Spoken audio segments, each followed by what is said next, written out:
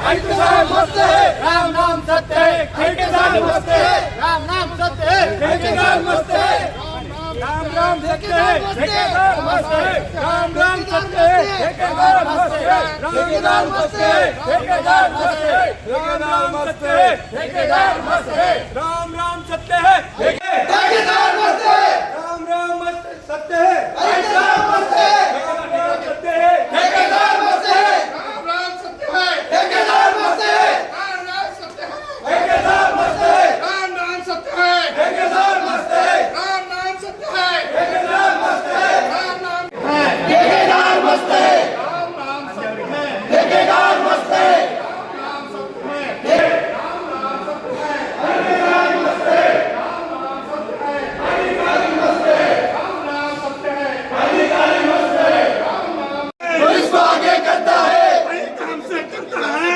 Police को कार्यकर्त्यांना खुश करण्यासाठी सब ठेकेदार नेमण्यात आलं होतं। तुम्हाला सर्वांना माहीत असेल स्थानिक आमदार ते त्यांच्या कार्यकर्त्याला खुश करण्यासाठी जो वसईचा ठेकेदार होता साज चॅरिटेबल ट्रस्ट त्या ठेकेदाराला हे ठेका देण्यात आला होतं।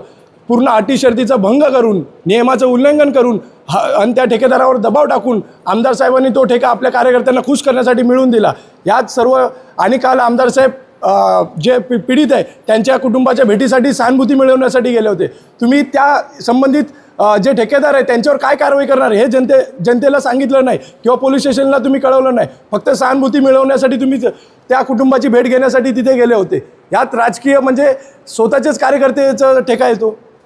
इथं काय वास्तवमध्ये ठेकेदार हे राजकीय लोकांचे पुढारी लोकांचे आहे, काय सांगणार? आम्हाला जर असं म्हणायचं आहे ना की क्रीडा संकुल असेल किंवा इतर कोणत्या गोष्टी असू देत, इथे ह्या महापालिकेचे अधिकारी जवळपास डोळं झाकून आपलं काम करत आहेत। कारण अनेक लोक मृत्युमुखी जात आहेत। आज काल जो घटना घडली ती अत्यंत दुर्दैवी होती आणि क्रीडा संकुलामध्ये तुम्हाला तिकडे सुरक्षा रक्षक असतील किंवा त्या गोष्टी असतील, उपाययोजना असतील, त्या सगळ्या तिथे करायला हव्या होत्या, परंतु त्या लोकांनी केलेलं नाही आहे।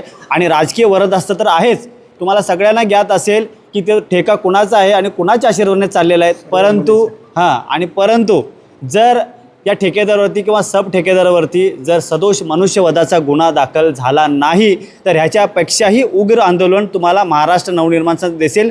कारण आम्ही या निष्पाप मुलं असतील किंवा विद्यार्थी असतील किंवा तरुण असतील, ह्या अशा प्रकारे पैसे कमवण्याचं काम हा ठेकेदार करतोय आणि त्याच्याकडे निष्काळजीपणाने हे जर केलेलं आहेत हे बेजबाबदारीपणा, आणि ह्याला पण हे अधिकारी जे संबंधित अधिकारी यांच्याकडे अधिभार होता ते पण ह्याला जबाबदार आहेत। सर, आज जो आंदोलन किया जा रहा है, किस तरह का आंदोलन किया और क्या आपका विरोध है? काल तुम्ही पाहिलं असेल